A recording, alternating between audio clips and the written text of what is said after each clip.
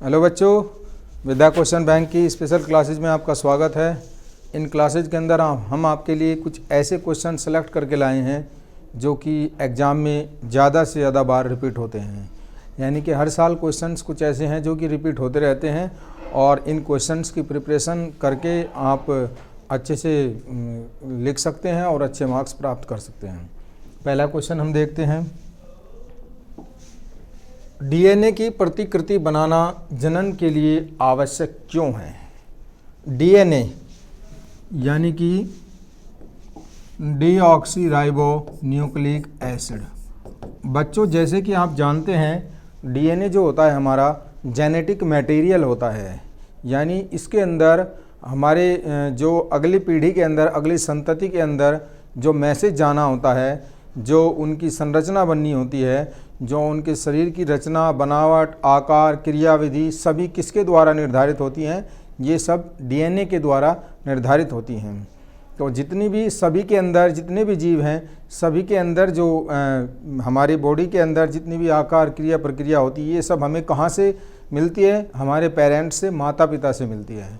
तो इसीलिए डीएनए की प्रतिकृति का मतलब होता है डीएनए जैसी दूसरी कॉपी, जिसको हम बोलते हैं रेप्लिकेशन ऑफ डीएनए, यानी कि डीएनए का द्विगुणन। प्रतिकृति का मतलब अपने जैसी डीएनए जो होता है एक दूसरी कॉपी बनाता है। डीएनए की जिस प्रकार से आप संरचना जानते हैं, कुछ इस तरीके से स्पाइरल करके होती है, ये हमारा डीएनए होता है। और इसके अंदर जो होती है पूरी की पूरी मैसेज होता है, ये जिससे कि जो गुण माता पिता से संतति के अंदर जाते हैं। यानी कि डीएनए जो होता है हमारा जनन द्रव्य होता है, जेनेटिक मटेरियल होता है। इस तरीके से ये संरचना डीएनए की होती है। तो यहाँ पर डीएनए जो होता है, ये डीएनए यानी कि डुप्लीकेशन, रेप्लिकेशन के द्वारा दो डीएनए बना देता है। इस तरीके से दो डीएनए, इसको ही हम डीएनए की प्रतिकृति यानी कार्बन कॉपी का बनना कहते हैं।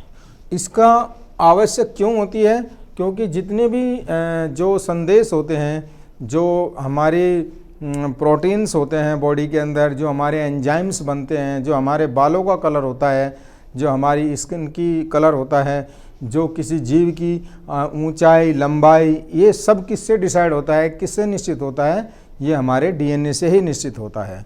माता पिता के डीएनए के मिलने से, माता पिता का जो डीएनए होता है, युग्मक होते हैं, उनसे जो युग्मक जाइगोट बनता है, भ्रूण बनता है, उसके अंदर माता और पिता दोनों का डीएनए जो होता है चला जाता है। और ये डीएनए एक पीढ़ी से दूसरी पीढ़ी के अंदर सारे के सारे संदेश, सारे के सारे मैसेज, सारे की सारी सूचना ले जाता है एक पीढ़ी से दूसरी पीढ़ी के अंदर।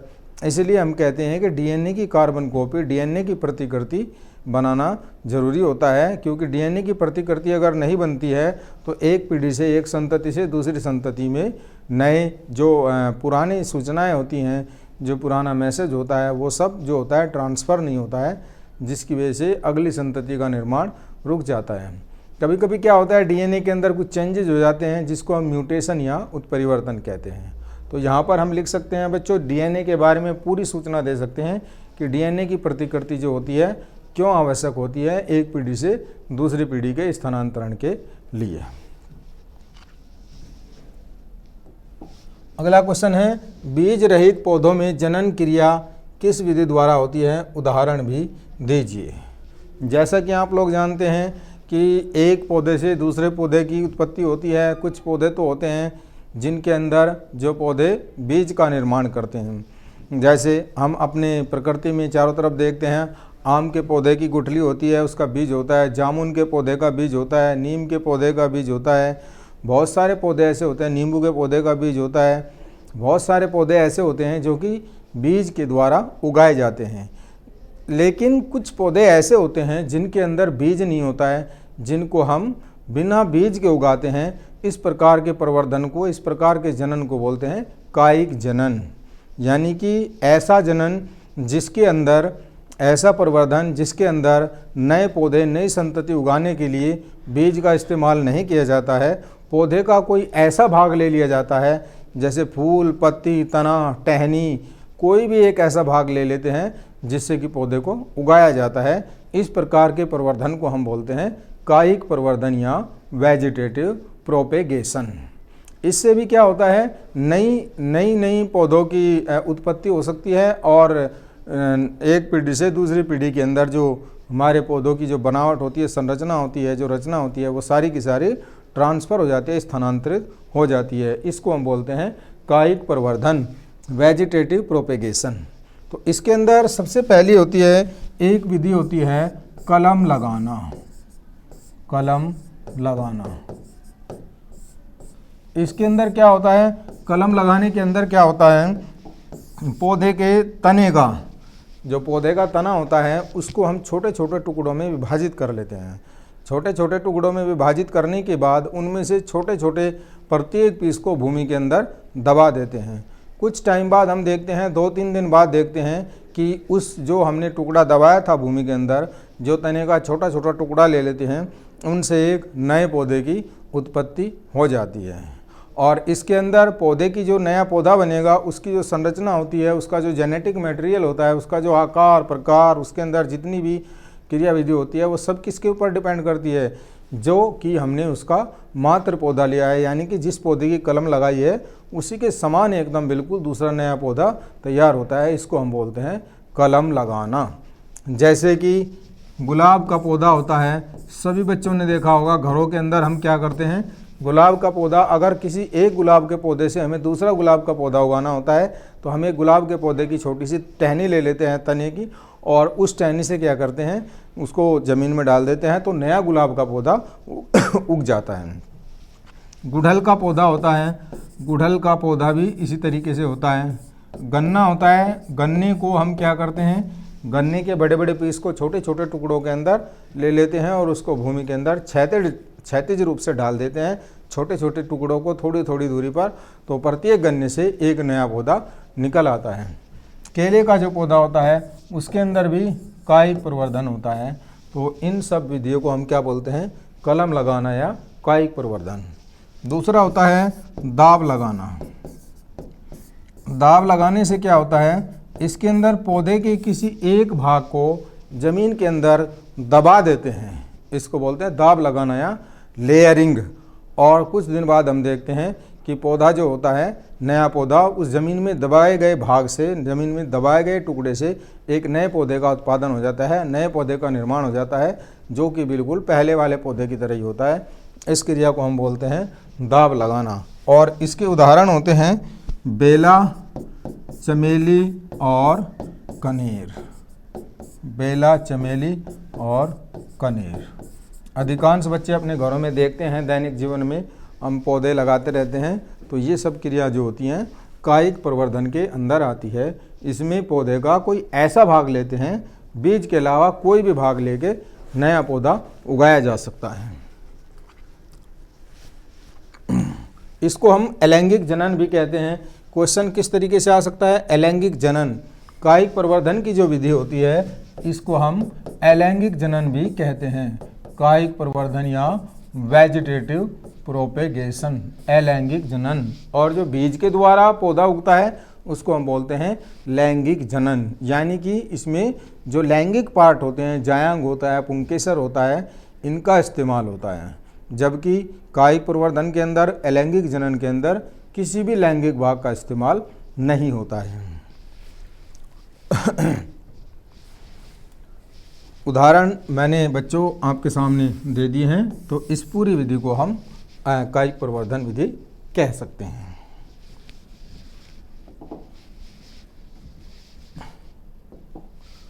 अगला क्वेश्चन है, पुनरुद्भवन का क्या तात्पर्य है, उदाहरण सहित समझाइए।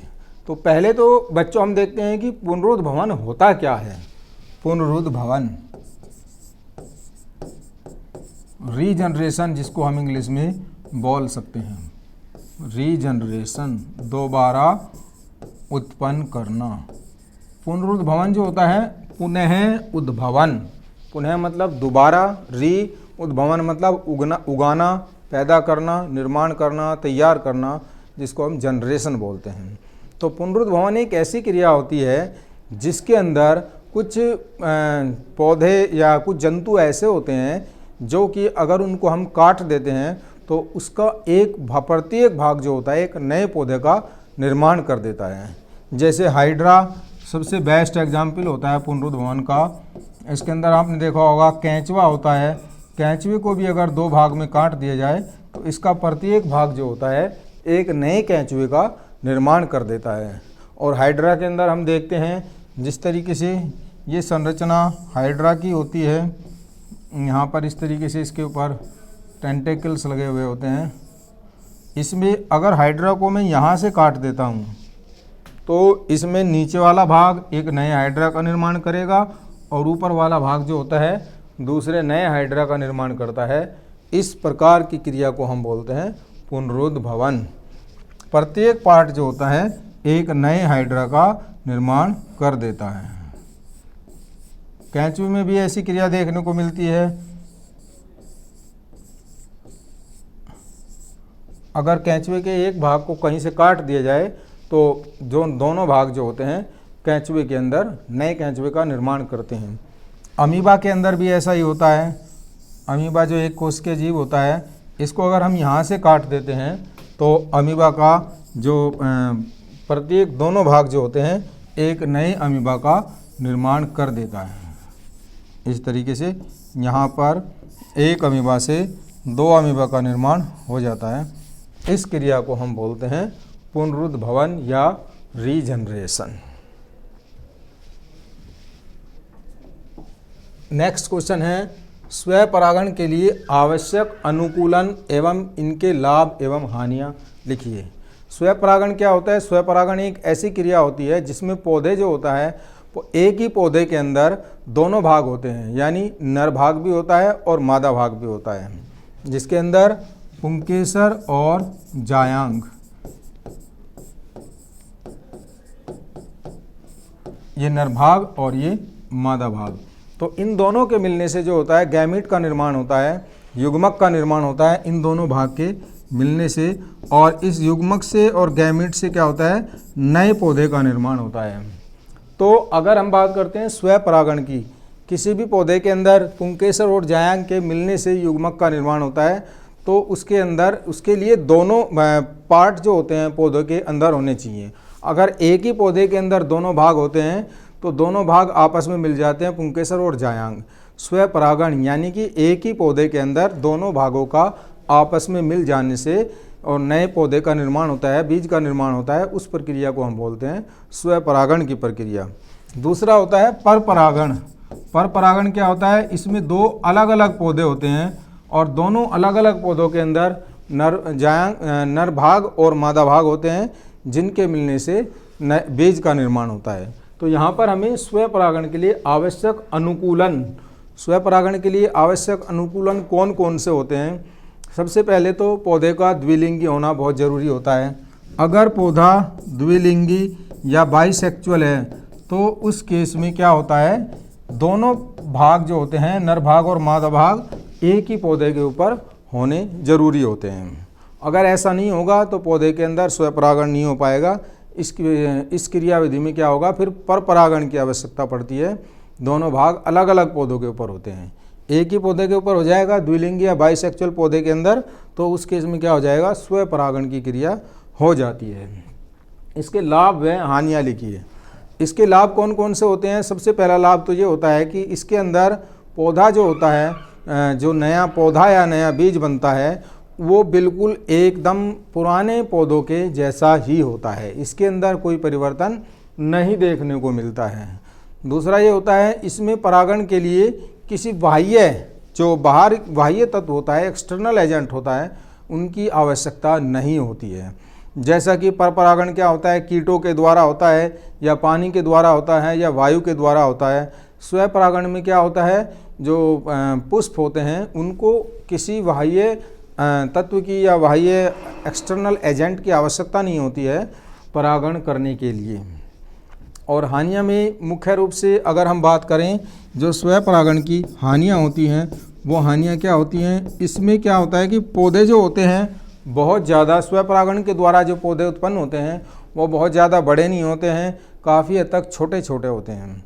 और इसके अलावा जो दूसरी हानि होती है, इसमें पौधों के अंदर विभिन्न प्रकार की जो वैरायटी होती है, जो विभिन्न प्रकार की भिन्नताएं होती हैं, वो देखने को नहीं मिलती हैं। यानी कि जो नया पौधा या बीज होता है वो क्या होता है, बिल्कुल एकदम पुराने पौधे के जैसा ही होता है। तो इस क्रिया में, स्वपरागण की क्रिया में कुछ हानियाँ भी होते हैं, कुछ लाभ भी होते हैं, और दोनों ही तरीके से पौधा जो होता है अपने आप को बैलेंस करके रखता है। यहाँ पर एक्सटर्नल एजेंट की कोई आवश्यकता नहीं होती है। अगला क्वेश्चन, स्वपरागण व परपरागण में अंतर बताइए तथा एक एक उदाहरण दीजिए। परपरागण के महत्व का वर्णन कीजिए। ये क्वेश्चन 2011, 15, 16, 18, 19 में आया हुआ है। तो एक तरफ हम लिखते हैं स्वपरागण की क्रिया और दूसरी तरफ परपरागण की क्रिया लिखते हैं। स्वपरागण में यानी कि सेल्फ पॉलिनेशन, परपरागण यानी कि क्रॉस पॉलिनेशन। सेल्फ पॉलिनेशन और परपरागण यानी क्रॉस पॉलिनेशन।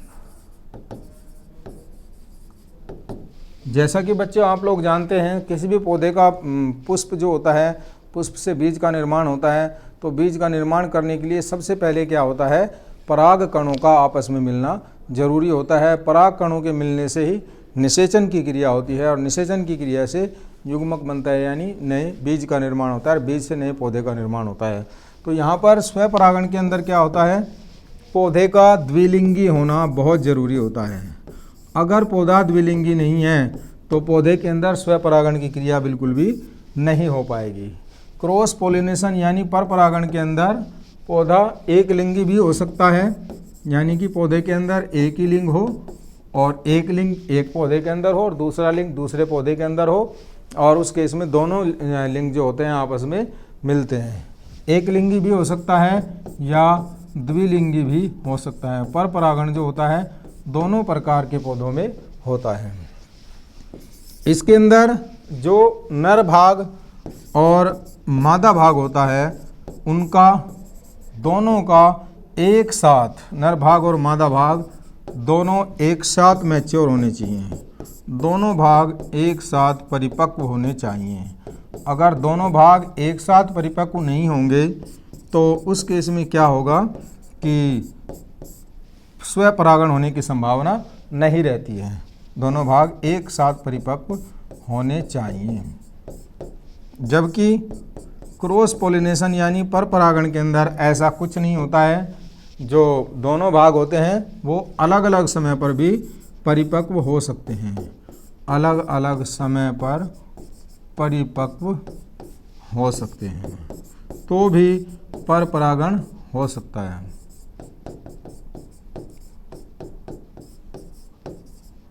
स्वपरागण के अंदर तीसरा पॉइंट है कि पौधों के लिए किसी बाह्य एजेंट की ज़रूरत नहीं होती है। बाह्य एजेंट यानी बाह्य कारक, जैसे वायु, जैसे पानी, जैसे कीटों का होना जरूरी नहीं है। बाह्य एजेंट की आवश्यकता नहीं होती है।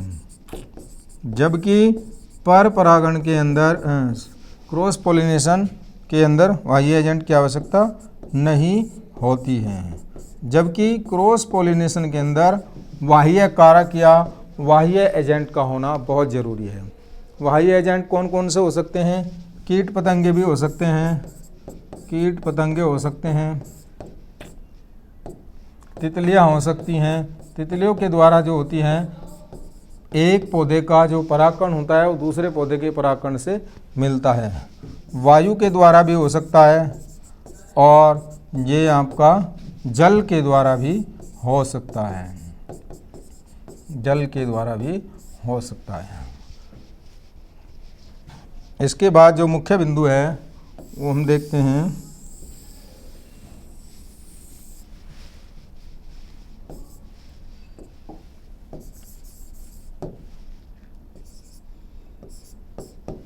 जो सेल्फ पॉलिनेशन होता है, स्वपरागण होता है, इसके अंदर जो पुष्प होता है, पुष्प अनाकर्षित होता है, यानी कि पुष्प के अंदर कोई किसी प्रकार का आकर्षण नहीं होता है, एकदम छोटे होते हैं, अनाकर्षित होते हैं और उनके अंदर सुगंध जो कि परागकणों के द्वारा होती है वो भी नहीं होती है।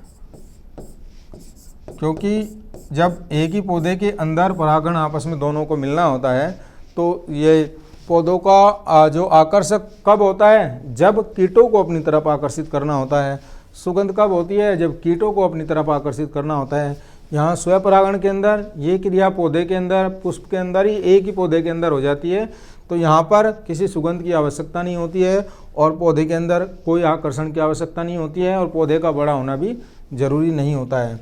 जबकि क्रॉस पोलिनेशन के अंदर पौधे आकर्षक होते हैं और यहाँ पर सुगंध भी होती है पौधों के अंदर। सुगंध इसलिए होती है कि सुगंध के द्वारा ही कीट पतंगे जो होते हैं वो पौधों में आकर्षित होते हैं और एक पौधे से दूसरे पौधे पर परागकणों का ट्रांसफर, स्थानांतरण होता है। सुगंध होते हैं और पौधे आकार में जो होते हैं बड़े होते हैं। तो कुछ यही मुख्य बिंदु हैं जो कि स्वपरागण और परपरागण के अंदर होते हैं। इनके आधार पर हम स्वपरागण और परपरागण को समझा सकते हैं। धन्यवाद।